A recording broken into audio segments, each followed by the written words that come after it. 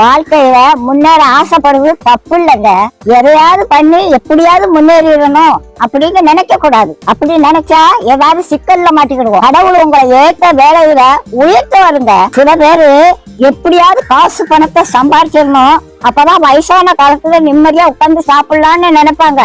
வயசான காலத்துல காசு பணம் எல்லாம் இருக்கும், ஆனா ஒண்ணும் அனுபவிக்க முடியாது. பாட்டி வீட்டுல ஒரு எலி ரொம்ப நாளா தொண்டை பண்ணிக்கிட்டு இருந்தது. அதை எப்படியாவது பிடிச்சிருந்தேன்னு கூண்டுக்குள்ள ஒரு தேங்காய் துண்டை குச்சி வச்சேன். ஒரு 9 மணிக்கு சத்தம் கட்டுச்சு, எலி மாட்டிக்கிட்டுச்சு. சரி இருக்கட்டும், காலையில எந்திரிச்சு காட்டு பக்கத்துல கொண்டு திறந்து விடுவோம் அப்படின்னு நினைச்சு தூங்கிட்டேன். காலையில பார்த்தா எலி உள்ளதான் இருந்துச்சு, ஆனா அந்த தேங்காய் துண்டை அதை நட்டி கூட பாக்கலங்க. எப்படி வச்சானோ அது அப்படியே இருந்துச்சு. ராத்திரி முழுவதும் உள்ளதான் இருந்துச்சு. அந்த தேங்காய் துண்டை திங்கலாம்ல, அதுக்கு மரண பயம் வந்துட்டு அதனால தேங்காய் துண்டை திங்கிறதுக்கு மனசு வரல. அதுக்கு தேங்காய் துண்டை விட நம்ம உயிர் பிழைச்சா போதும்னு அது இருந்துச்சு. அதே மாதிரிதாங்க காசு பணத்தை சேர்த்து வச்சாங்க.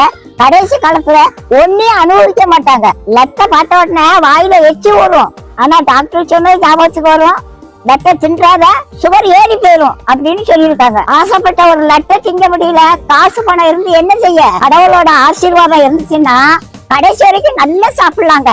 நாளைய தினத்தை குறிச்சு கவலைப்படாதீங்க. அந்தந்த நாளைக்கு அந்தந்த நாளோட பாடு போதுங்க. இன்னைக்கு சாப்பாடு கொடுத்த கடவுள் நாளைக்கு சாப்பாடு கொடுப்பாரு. நீதி நேர்மை உண்மை உத்தமமா மட்டும் வாழுங்க. கடவுள் ஒரு நாளும் உங்களுக்கு ஒரு குறையும் வைக்க மாட்டாங்க.